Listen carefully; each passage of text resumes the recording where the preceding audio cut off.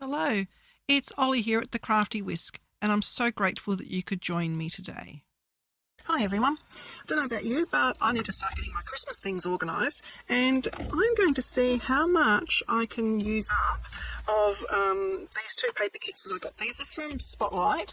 It's the Christmas 2025 range they have at the moment, and it's the 12 by 12, has 24 sheets, 180 GSM, so it has some substance to it. They're one-sided, and they're nice and thick. And I also got the 6 by 6, and that also is 24 sheets. It's 120 GSM, so it is a little bit lighter. It's sort of well, our photocopy paper here is 80 GSM, so it's a nice weight. And there's no doubles. It's all separate patterns on each one. Along with that, I bought the 2 ephemera packs. These quite often they go on sale 30-40% off before the Christmas season even starts. That's when I buy them, because that's when it's worthwhile getting them. So I got the 2 ephemera packs. One is more your tags and banners, and the other one is more your decorative die cuts. And I also bought a pack of buttons, although they don't have the centre holes, they just look like buttons. And I got a couple of packs of the wax seals, and they also had these are rub-ons, and it's like a really soft, like ivory pink with gold foil. I got these 2 packets of sticker sheets. This one is more your words and your the letter, like alphabet, things like that. And this one is, it's sort of like on washi. This one's on like a washi paper. And again, you've got some words and things like that in there.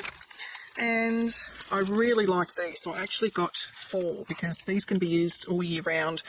Some of them, like they're like candy twist sort of ones, you can use them all year round. These are just the enamel dots. And last but not least, I got the 2 packets of chipboard ephemera. So the aim is going to be to see how many matching or complementary brag books, journals, cards, and maybe some tags and things like that.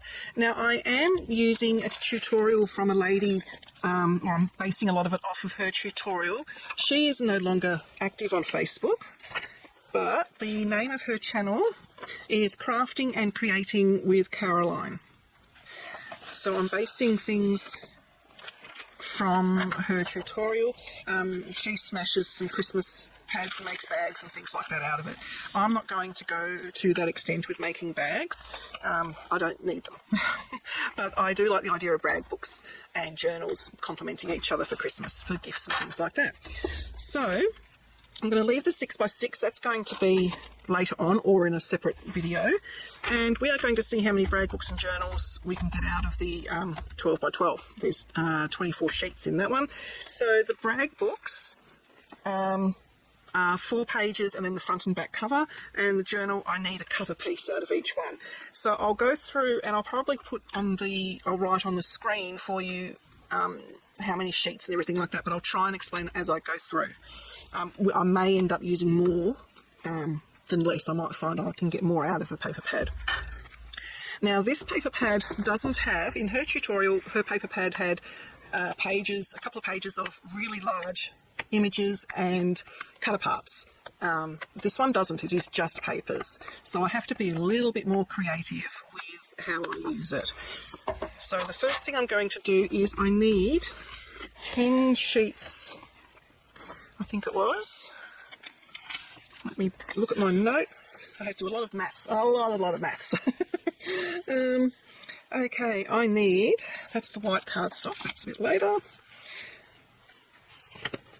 I need 6 pages of the 12 by 12 to do the journals, the journal covers and the brag book covers, and then I need a separate 10 pages of the 12 by 12 to do all the interior pages of the brag books. So altogether I need 16 pages of the 12 by 12 just for the journals and brag books. And I should have 8 pages left over to do cards and things like that, and pockets, all that sort of thing. So first I'm going to just rip out each page, and I'll fast forward over this bit.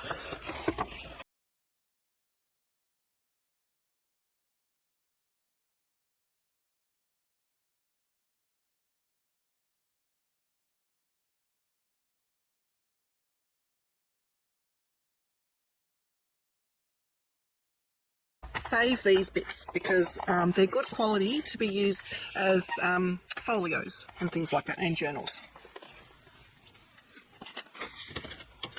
Okay, now I need to sort them into what I can use for the inside of my brag books and what I need to use as covers. Bearing in mind that the cover I'm going to have to embellish, so it's only going to be a background print for my covers.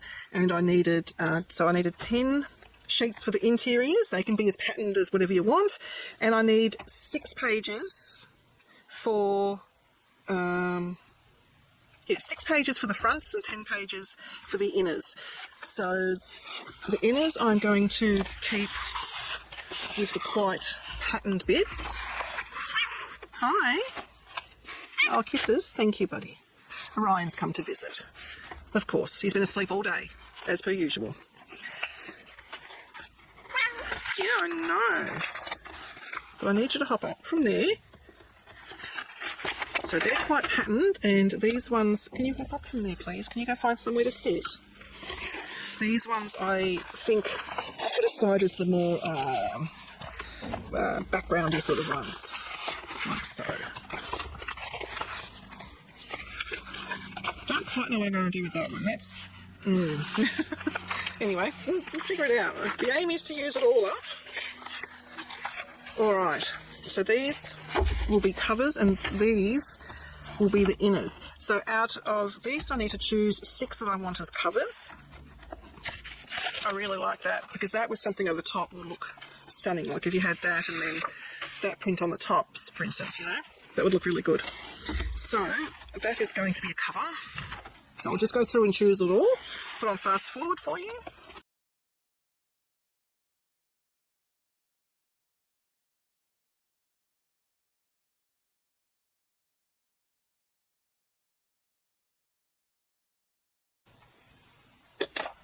Okay, so I've sorted through my papers and I've got my 6 pieces that I want to be the covers for my journals and the brag books. And then I've also got my extra sheets that will be cut into 4x6 for all of the pages for the brag books. And I also need to use, for the white cardstock for the brag books, I'm using 12 by 12 size because it just works out more economical. I'm not sure what the GSM is of the Kaisercraft. I think it's about 250 GSM, which equivalates roughly to, I'm trying to see my little list. It's roughly £100, roughly. And for this, I need 8 sheets of this cut into 4x6 for the brag books, and which works out to 48 pieces. I think that's right. And then I need a separate page cut into 1 inch by 4 inch strips, and that's going to be the hinges for the brag books. So I will continue to cut my white cardstock. I've already done some here, and I've put them into groups of 8. So I've got 1, 2, 3, 4, 5. So I just need to cut 1 more sheet for my 6 brag books, and then I just need to cut the sheet of hinges. So first I need to trim this to 12 inches because it has a little bit on the edge with the branding. Just that bit there that I cut off. And then it's simply just cut it in half at 6 inches. And then cut these into 3. So cut them at 4 inches each. So I just start my first cut at 8 inches. And then my next one will be 4. And this is exactly how you're going to cut up the patterned paper as well. So there I have my 6 pieces, and the hinges, again, just going to cut off this end bit, and then I need, altogether I need 30 hinges of 1 inch by 4 inch. So I am just going to cut this into my 4 inch strips first. So cut it at 8 and then at 4. And then each of these will give me 12 1-inch strips. Now I just need 30, so one of them I'm going to leave the last few inches uncut, and I can use that for a tag or something. So I'll just continue to cut this and I'll be back with you shortly.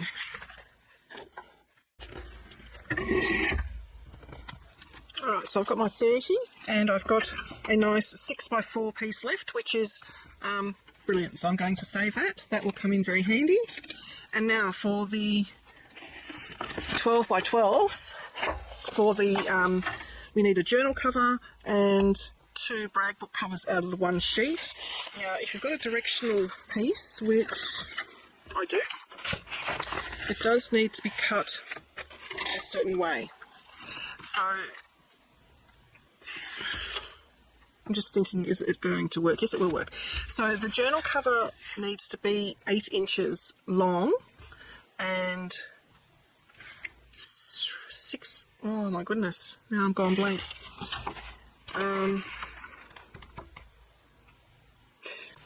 Okay, so the journal is going to need a piece of pattern paper 12 inches by 8 inches. So it'll be 8 inches high and 12 inches long because we're going to fold it in half, so it'll end up being 8 by 6. So if you've got directional paper, it needs to be 8 inches that way.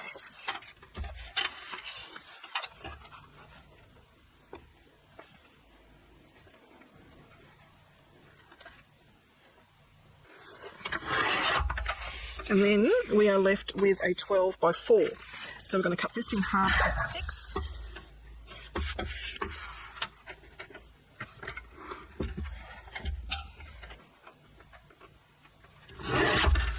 And this becomes our brag book covers. Or it can be the internal pages. Unfortunately, it is going to be directional, that like it's not facing the right way, but the journal one is. So I don't really mind. These can even be saved as card fronts for later on, and you just do the horizontal cards. It doesn't really make much difference in the end. So we've got one journal cover, so we just do the same thing for all of them. We cut it down 8. That's journal cover, and then 2 of these cut, so it's cut at 6, directly in half, and that becomes a brag book cover. So we just keep doing that for 6 sheets.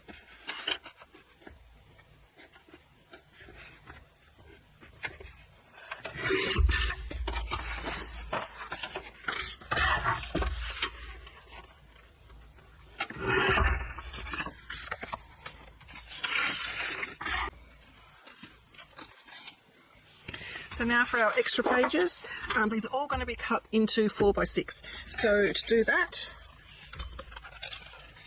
we are just going to cut one of them directly in half and then cut into 3. So this paper here is directional, so I'll be cutting it in half this way, and then I'll get my 3 correct facing bits, if you know what I mean. So this is going to go to 6. I was going to try and do 2 pieces together, but they're not exactly the same size. Buddy, that's a guillotine. You need to move out of the way.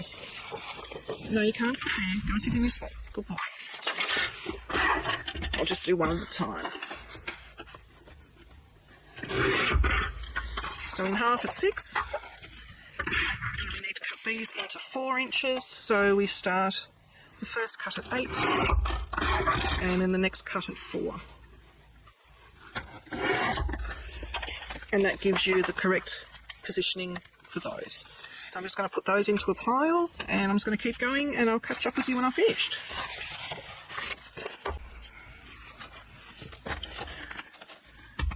Okay, so I've got all my internal pages.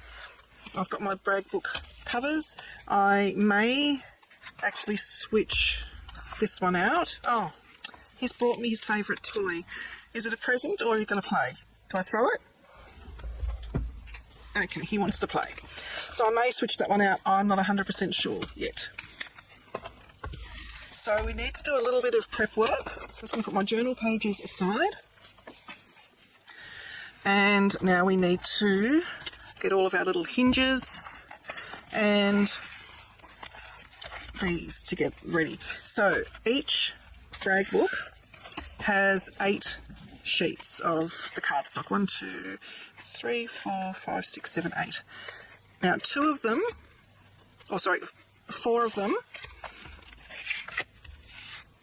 are going to be joined together. So we've got a front cover and a back cover, and they're going to be joined, and then the other 4 are just left as single. So what we need to do now is go through and glue 2 together for each set, and then we are going to go and score all of our hinges.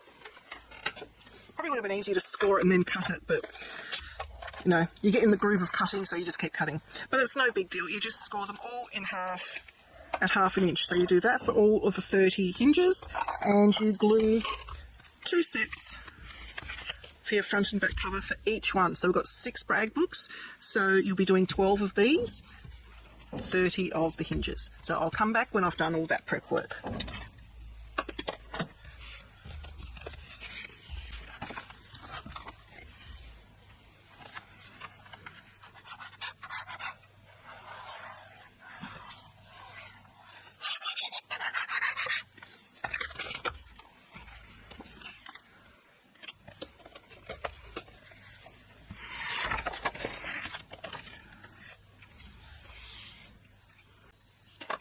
Alright, so we're up to the next stage. So we have scored all of our little pieces in half, because they're 1 inch by 4 inch, scored at 1/2 inch. So now we need to fold them in half along that score line. Now there is, I know I've explained this before, but if anyone's new, there's 2 sides to a score line. There's the indented side where you actually pull the tool, and the other side forms a bump. I don't know if you can see that, but it forms a bump. So it's a mountain and a valley. So what we do is we have to fold in towards the mountain, because we've already broken the paper fibres there, so it will fold nicer going into the mountain. So we just fold it in half, and then we give it a really good burnish, so that it's a nice crisp fold. So generally speaking, every time we do a score, we fold in towards that mountain. There are exceptions, but in general, that's the rule.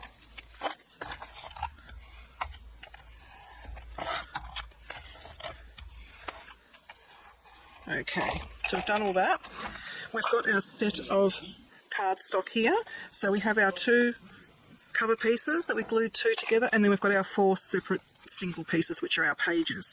So we're going to put one of our covers aside, and we're going to start with our base. And what we need to do is attach these hinges to the left-hand side on each one of the base and the 4 pages. Now, to do that, I have made up a little jig, which is basically just my scoreboard, because it has a nice square edge here, and I have cut a 1 inch scrap of chipboard, or you can use thick card, whatever. I find this easier to line up my 1 inch mark. You can also use a grid line on your mat, because basically what we're doing is we need to centre the hinge along that 6 inches, so we need 1 inch on either side. So you can line it up so that you've got your grid lines there, and you can line it up on that 1 inch mark there if you prefer, but you do need to get this flush along the side. So I just find it easier to use something that has a square edge. If your trimmer has a square edge, that will do just fine as well. So what I'm doing is I'm going to push that cardstock right up into the corner, so it is really tight up in there. I'm going to push that 1 inch also snug in that corner. Apply glue to one side of my hinge. And to ensure that I don't get too much seepage and that the glue is evenly distributed, because on the hinge it is really important that the glue has a nice adherence to the whole thing. So I just go along with a silicone brush. And then we need to make sure those are pushed right into the corner, and then push this hinge right up against the side and the chipboard, like so. Give that a press, and then I remove it from the side, and I open the hinge up and I give it a burnish. Now the one thing to remember here is if you burnish it without holding onto it, it will slide up and down depending on how quick your glue dries. So I hold it with one hand, burnish one side, then hold the other side and burnish up. If there's any glue seepage, just clean it off as you go. But I find that with spreading the glue, you don't get too much. And then I'm going to make sure that is still crisp, so I do that. And you'll see that it is nice and flush up against that edge by doing that. So I do the same thing for the 4 pages. Put it into the corner, Make sure the chipboard's in the corner. Apply the glue, and I would use glue here or double-sided tape. I would not use tape runner, it is not strong enough. Spread the glue, make sure they're in the corner, push that up against the edge and up against the edge of the chipboard, give it a firm press, and I take it out, hold it and burnish it. Any glue, clean it up.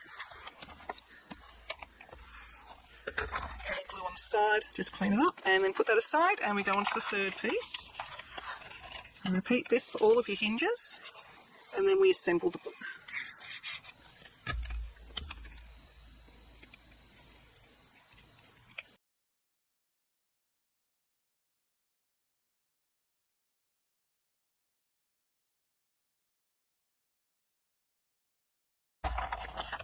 So this is the last piece, and I find that having everything grouped in its lots was very helpful as well. So I had all of my little brag books in their own piles. I had 5 of the hinges all in individual piles as well, so I had 6 piles of 5 hinges. So I knew that exactly what I needed for each album. I'm not having to rush around and cut more of anything because it's already all double checked.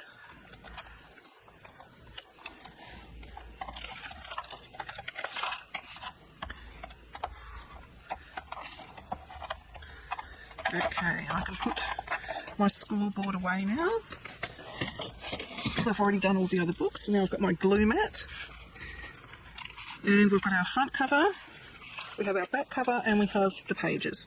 So we start with our back cover, and we're going to apply glue on the hinge.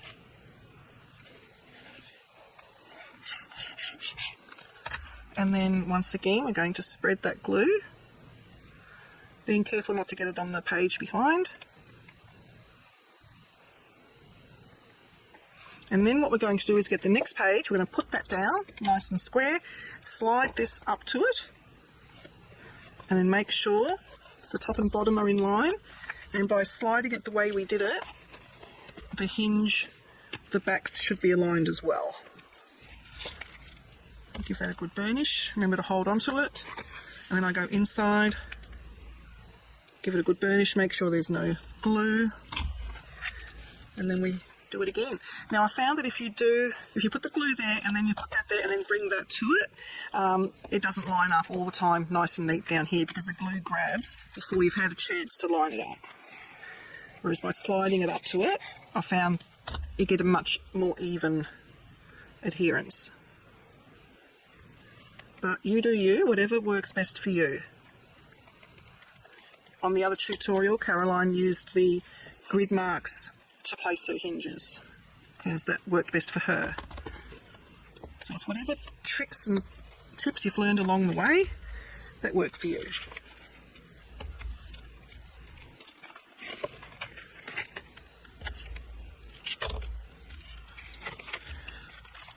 So we just keep going.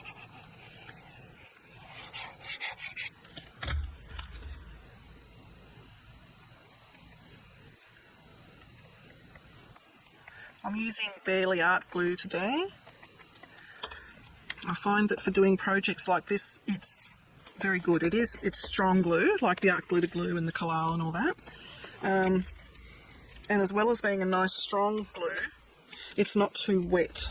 The art glitter glue I found tends to be a little bit wetter, so it takes longer to dry.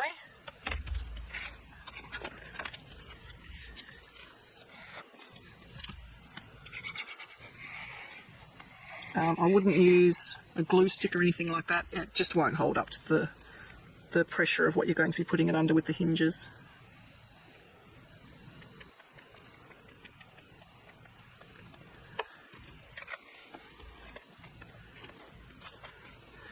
So you can see it comes together really quickly. And yes, I'm doing a Christmas theme for this one. It doesn't have to be Christmas. You can use any paper pad that you like. So if Mother's Day, for instance, is coming up, then maybe choose some papers that are more relevant for Mother's Day. Or if you want to do like a holiday little brag book, then use holiday themed papers. Or you can make it whatever theme you want using embellishments and just use plain papers. So this is our front cover,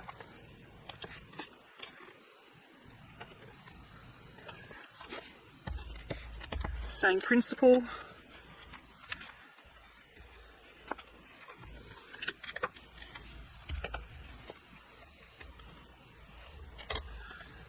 Clean up any glue. Okay, now we need to let this dry because you can actually feel that it's wet, a little bit wet.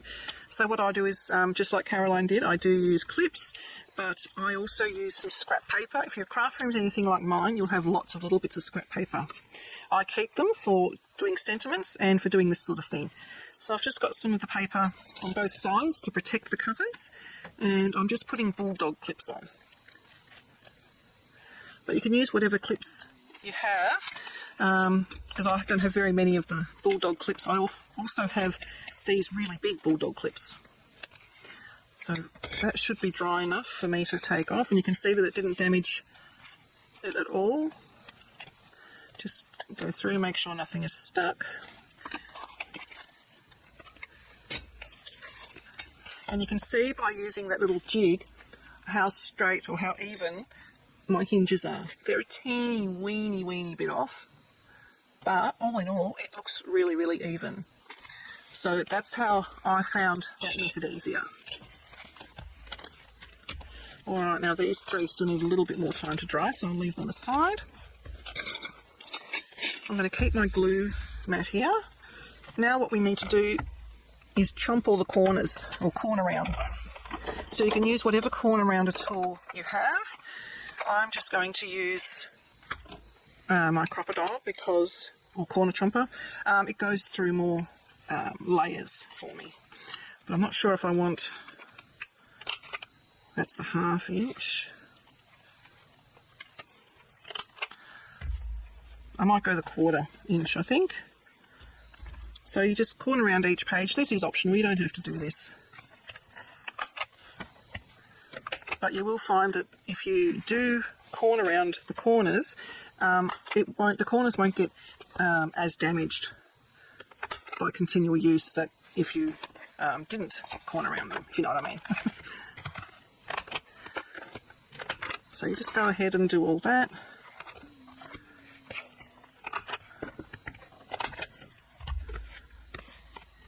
That's all done. That one there doesn't look the same as the others. I might not have put that in the corner properly. Now I've got daggies, that's okay. Yeah, just trim the daggies away. Okay, so that is the basis of your book. Now what I would do is I would sort out all of my pages once I've done all the corner rounding. I've got my covers separate, and these are all the pages that we cut up. So what we need is 10 for each book. Let me see, we've got the 2 covers, so then we need 1, 2, 3, 4, 5, 6, 7, 8, 9, 10. So we need 10 pages. And we have, oops, I missed that one's over here. We should have 1, 2, 3, 4, 5, 6, 7, 8, 9. Oh, there we go. It's under there. Don't panic. 10. It was hiding. Alright, so I'm basically just going to put one of each into piles. So we should end up with 6 piles of 10.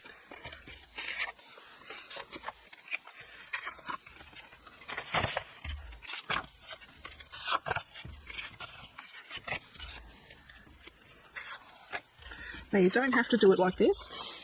If you wanted, for instance, like a double page spread, like I've got that open there. If you wanted a double page spread of those 2, then you put those 2 in. You don't have to have like a different thing for each page. I don't know if I'll do that or not. We'll see. I'll put these all into their respective piles first, and then as we go along we can decide. So I'll just do this and I'll meet back with you in a minute. Okay, so I'm up to assembling the little brag books. I have done a couple already just to just to see if what I had in my head was going to work, and it did.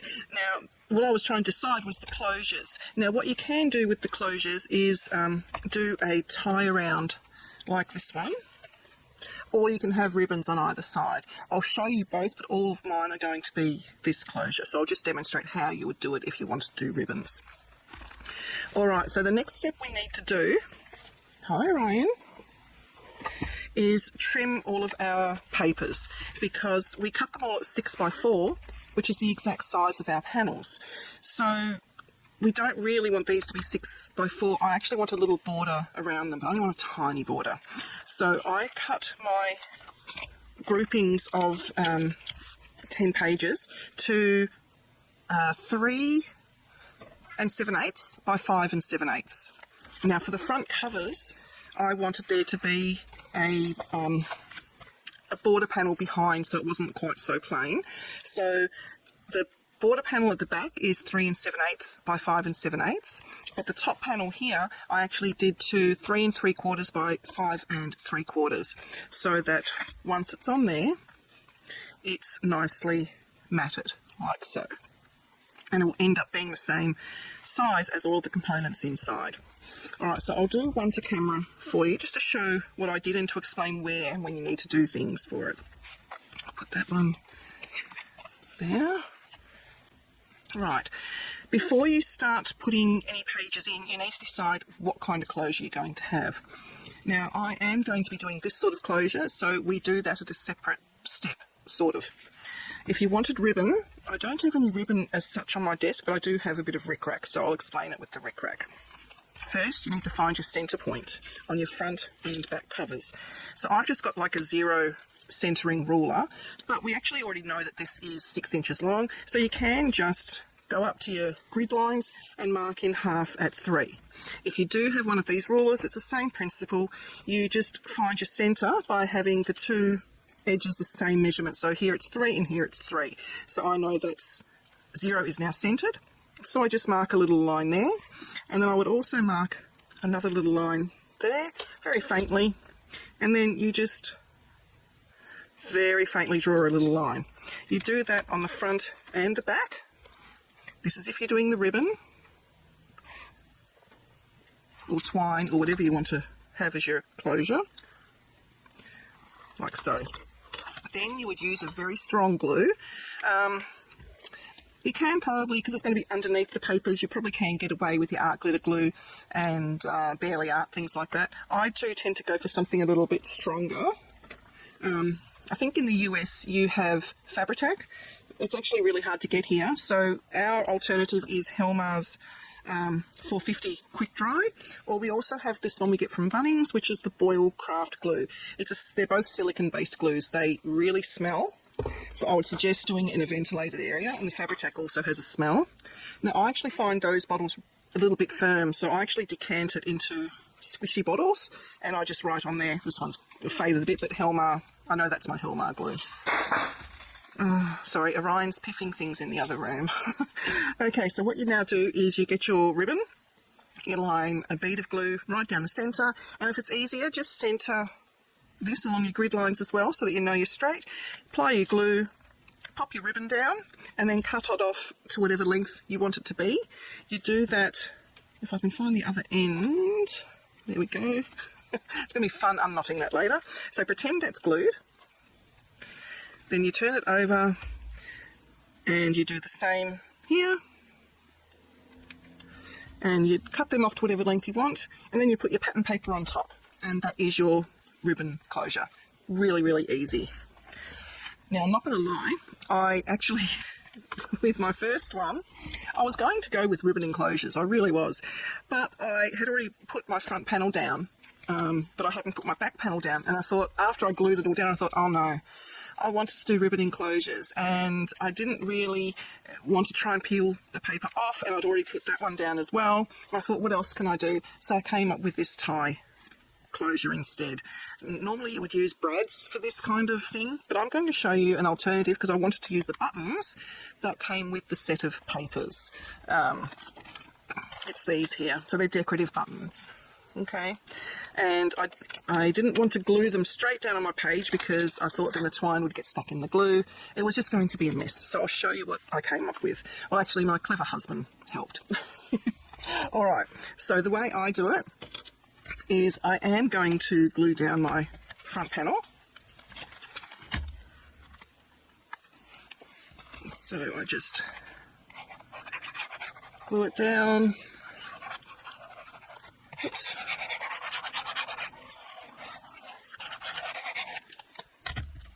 Just get rid of that bit there. Make sure you've got good coverage and it goes to the edges, but we don't want excess glue sort of appearing where we don't want it. So yeah, make sure that it's got good coverage. Burnish it down really well. It is a bit tricky with the hinge build up, so I open it and just go carefully over that hinge.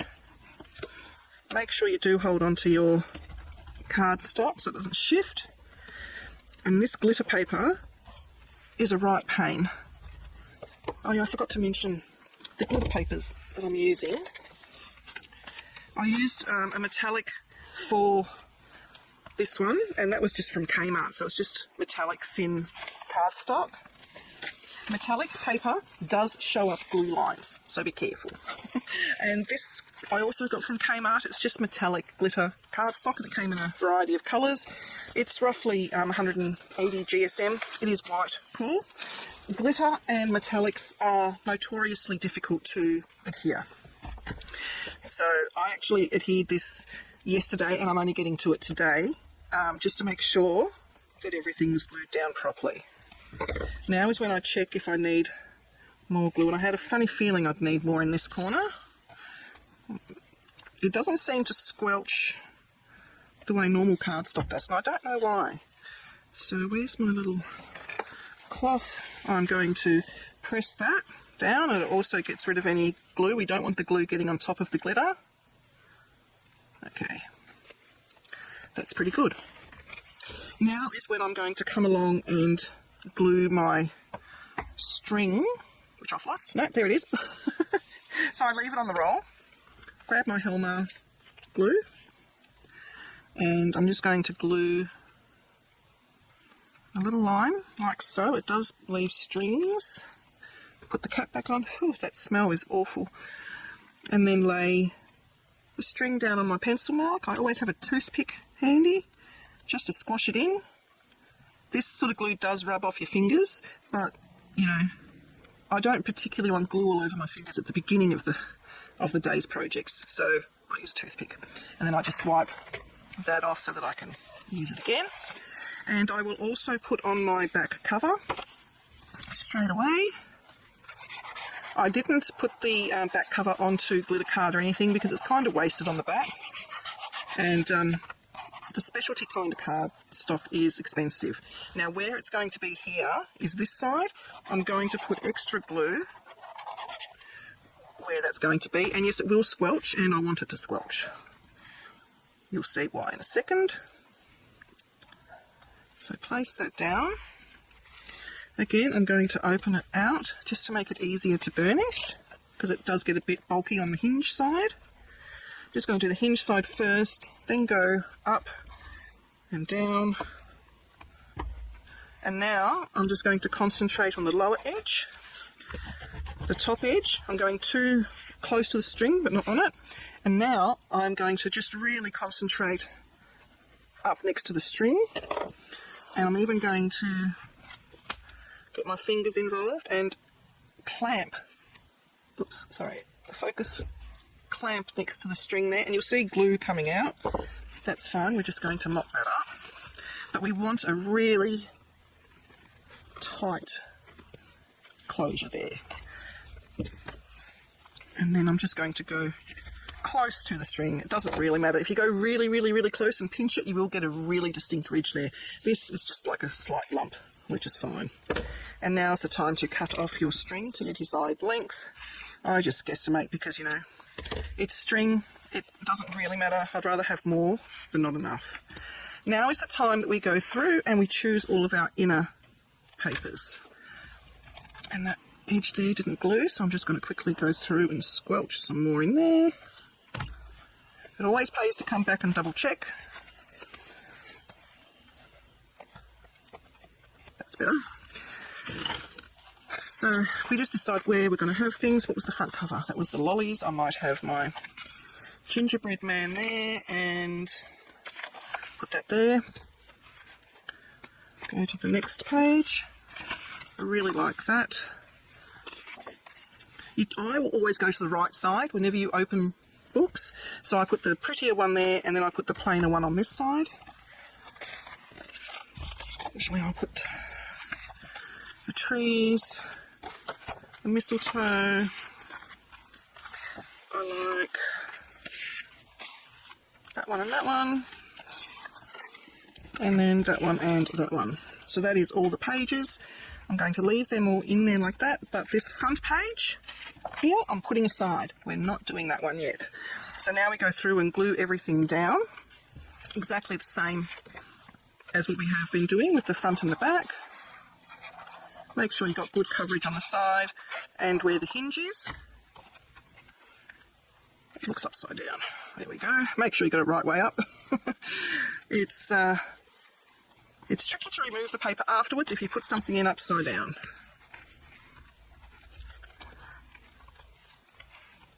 And make sure you clean up any glue, otherwise your pages will stick together. And I ended up having all my pages clamped overnight as well.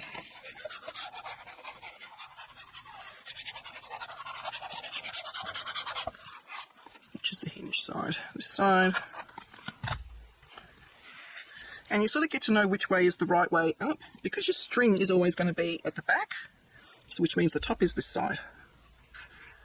And that little nugget of information has helped me a lot, because when you're doing multiples like this, you kind of go into a daze, and then you sort of go, oh, hang on, which way was up? Always be careful on the hinge side, because it is a weak spot and a strong spot at the same time. You don't want to damage that hinge, because it will get a lot of use.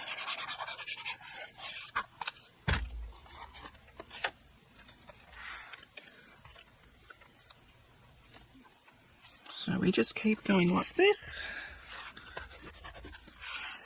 Lift the album up to get into glue that side. It doesn't put as much pressure on the album.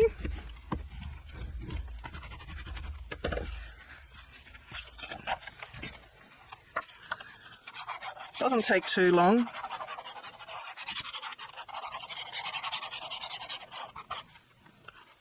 Just that side.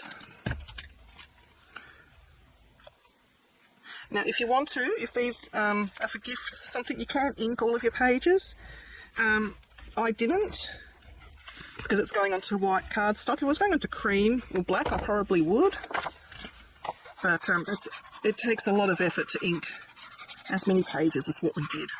But if you're doing it over, the course of a week or two, yeah, go for it. But I actually have to get these ready for a craft store, and I'm running out of time to get all my stock up, because it takes me a long time to get things done. And it's not because things are hard, it's because I overthink things. And I sort of think, oh, what paper's going to go with what? So when you've got a paper pad like this, it can go really, really quickly, because everything is designed to go together. Whereas I would normally really struggle trying to think, what should this page be, what should this page be? Trying to match everything. But with this paper pad, and most paper pads, they're all designed to go together. And you can probably find, we're in November now, Halloween is over, so you can probably find a lot of your Christmas stuff on special, because they want people to get all their Christmas activities done.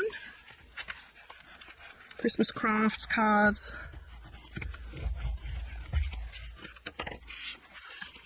Okay, see, we're already up to the last page, and then I can show you the closure.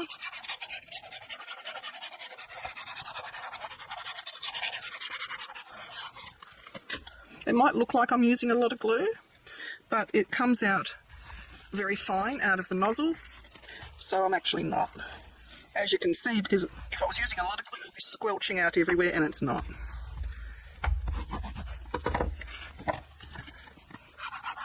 And if you don't have a bone folder to help smooth down the paper and spread the glue out, you can use the back of your scissors. Anything that doesn't have a sharp edge, really, you sort of want a nice rounded edge. This is what I like doing for this sort of thing. I've also got that kind of thing. They come in all different shapes and sizes. If you've got scoreboards, they tend to come with bone folders. I like using these two. Are my preference for doing this kind of thing because I work a lot with black cardstock, and the normal bone folders you get with your scoreboards and these sort of things, they will make the black cardstock glossy where you have used it. These are Teflon and they won't. They do not put a gloss on the black cardstock. Alright, so that is the whole book covered except for the front. Now comes the good bit, or the fun bit. The bit my husband helped me sort of work through. Again, we're going to find our centre point, and I'm just going to put the mark a little bit back and just put a little dot there. And then we need a little mat of some kind. I've only got the front cover there, and we grab our button. Now this did have the top on. I'll quickly show you with another one. It's got this ridiculous piece of foam on the back, which as you see just comes off so easily. It's sort of a waste. And then you go with your glue rubber over the top and get rid of all the sticky. Once that is done, I haven't got rid of the sticky on this properly. You just grab something that's got not a point, but I just unravelled a paper clip, and I went through the hole from the back like so. And this one's a little bit stubborn. It just literally, the cover just pops off because it's just like it's double-sided adhesive, but it's not very strong. So that's how I got my buttons. So now what you need to do is mark. I've got the centre point there. I'm going to put my button where I want it to be, which is roughly there. And I'm going to mark through the holes like so, and then get a pokey tool. And I'm going, actually, I refined this. That's how I did it the first couple. Then I learned, go to the inside and do it from the inside. And I'll show you why in just a second. So I've just gone to the inside of the front cover. We want it about there. And now we use our pokey tool. Just goes straight down.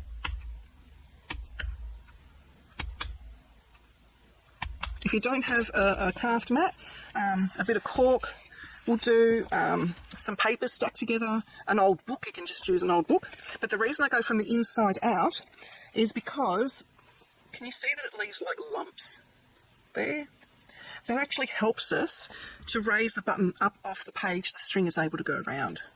If you had the bumps on the inside, which I did with my first one, it's not so bad because I was able to smush them down, and I'd already also put my front cover down. But you can see the little holes. I lucked out with this one because I used white, and you can't even see pretty much where I sewed. But that's why I put the pattern paper on after the fact, because you can cover it up. So now we need to thread our needle, which I already have. I'm hoping I've got enough thread on there. This is going to be weird. It is not how you normally sew a button on, and I did this with trial and error with a few of them, and this was the best way I found. I'm going through the button's top hole and then through the right hand top side there, and oh my goodness, I'm already in a tangle. I need those to be even.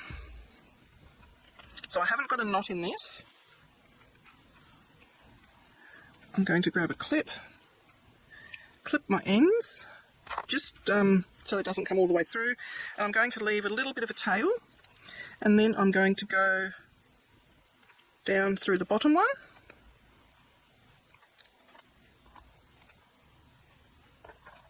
What have I done? No, I've already done that wrong. Okay, we're going, I should have gone up. Silly Billy. Right, down, through that one. Put a clip on my ends, that's just so they don't come through. Then we're going up. The bottom one into the bottom hole, and I don't want it pulling through, then across. So this is sort of normal sewing on a button, this bit. The cotton loves to sort of bunch up when you sew through paper. And I've got a double strand of cotton. Always make sure that on the other side it is flat, you don't have bubbles of cotton. And then we just do this a few times until you're happy that it's going to be secure. And then I'll show you the next step. I've got a bubble of cotton there. What's happened? Oh, it's pulled through a little bit. There we go.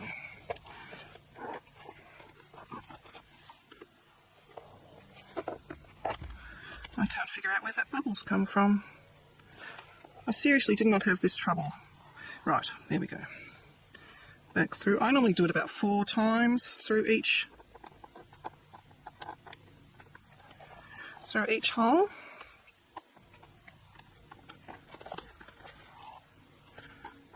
Because it does need to be on nice and tight. Okay, I'm just going to give that a wiggle. Yep, that's on nice and tight. Now, we actually want to create a gap under here for the string to be able to go through. So I'm going to come back up through any of the holes, but I don't want to come up through the button. I want to come up in between the button and the cover, and this can be tricky. Ryan, people can't see what I'm doing, buddy. Because you need to come up at an angle. So I've sort of got the needle at an angle there. And this does require, there we go, a little bit of manoeuvring, but you can see my needle's coming up underneath the button.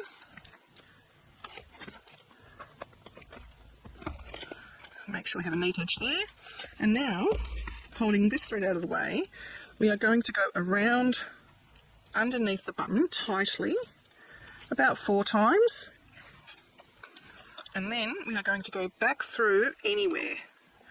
If you get into a hole, that is great.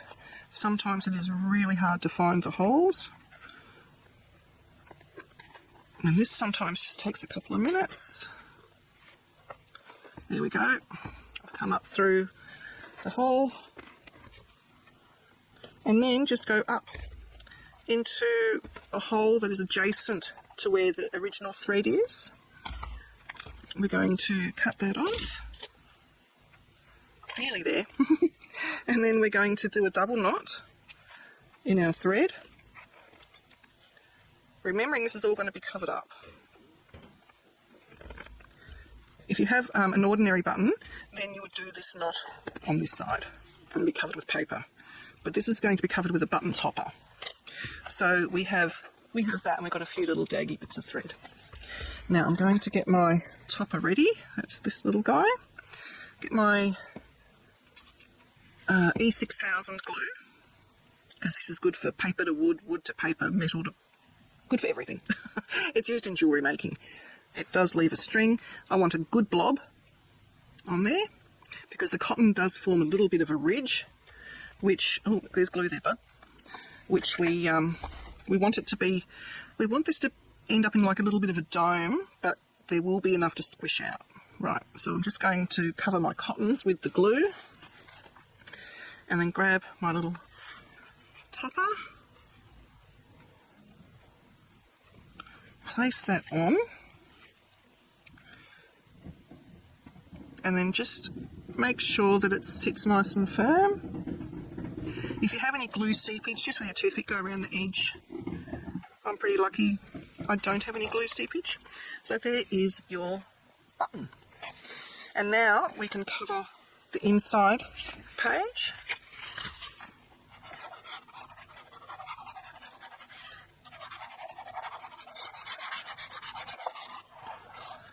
Now where the button is, where the cotton is, I'm just putting a little bit more, because we want to make sure that cotton is nice and secure. Now you have to be very careful putting this one down, because we have that button which is causing a lump. So I'm just doing it gently, and with my fingers I'm doing this edge.